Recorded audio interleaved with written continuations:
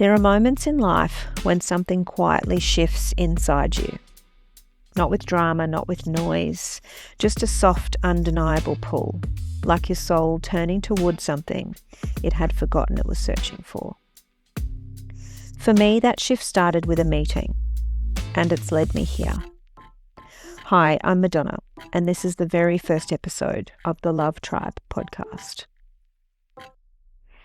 This feels big. It feels raw, but it also feels right. I'm on a mission to find deep, romantic, unconditional love, the kind of love I've never truly experienced, but I believe is meant for me. This podcast, though, it's also about something much bigger than that. It's about creating a space where all kinds of love are seen and honoured, especially the ones that don't fit neatly into tradition or expectation. I believe love is expansive, it's messy, sacred, and it's divine. I've been guided deeply to open my heart, speak my truth, and invite others to do the same. So whether you're looking for love, healing from it, or simply trying to believe that you're worthy of it, this space is for you. This is the Love Tribe, and I'm so glad you're here. I didn't grow up dreaming about romance. There were no fairy tales, no wedding fantasies. Love wasn't something that I chased. In fact, I shaped my life to live without it. I found fulfillment in being a mother, in having purpose, and in building things. I've been a single mother and a small business owner for most of my adult life. I've created a full life, a beautiful one.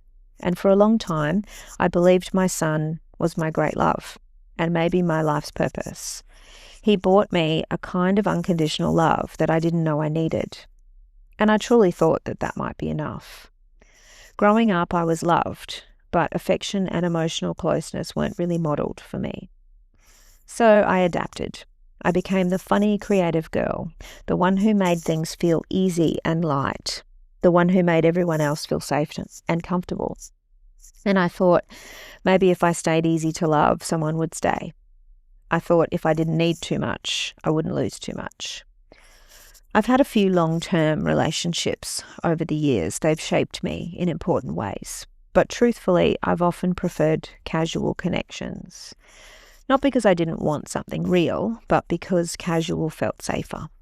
It gave me a way to explore connection without getting too close, without risking being hurt. I think I believed that if I didn't get too attached, I couldn't get too broken. But that kind of safety also created distance. I was still loving, still generous, but I was holding back. And now I can see that keeping things casual protected me, but it also kept me lonely.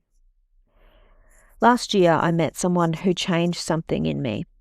It wasn't planned and it wasn't dramatic. It felt like they were dropped into my life out of nowhere to wake me up to myself.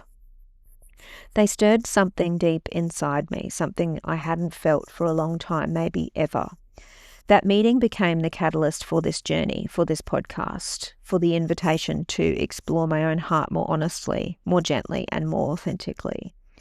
I'm deeply grateful to this person simply just for being themselves, because they reminded me that I'm still open, that I'm still capable of connection, and that maybe I'm ready to receive the kind of love I've always tried to live without. I don't know if I've ever truly been in love, because for so long I've been performing versions of myself I thought someone else would choose. But I'm done with that now. This podcast is me choosing me. I want to understand what it means to be met, not just needed, not just admired, but really seen.